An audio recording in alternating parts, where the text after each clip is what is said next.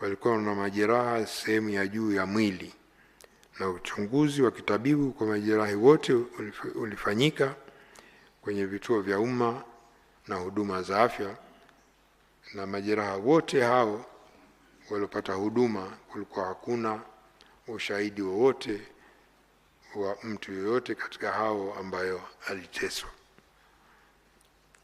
Lakini pia Mheshimiwa Rais, kulikuwa na madai ya kuwepo makaburi ya halaiki.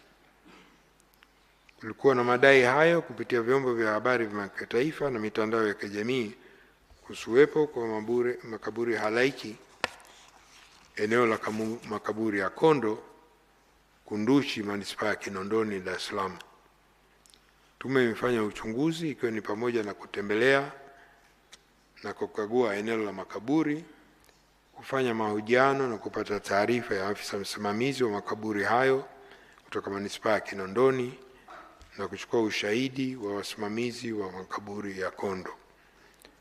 Tume pia imeshirikisha wataalamu mbalimbali ili kufanya uchunguzi wa kisayansi kuhusu madai hayo, ikiwa pamoja na picha za satellite iliyotumika kuleta madai hayo.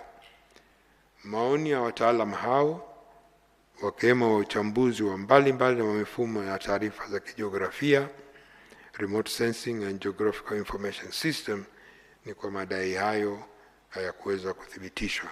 Lakini tume pia ilifanya ukaguzi na kubaini kwa eneo la makaburi ya Kondo linazungukwa na makazi ya watu na ambayo bado linatumika kwa shughuli za kilimo cha msimu na lina ulinzi muda wote.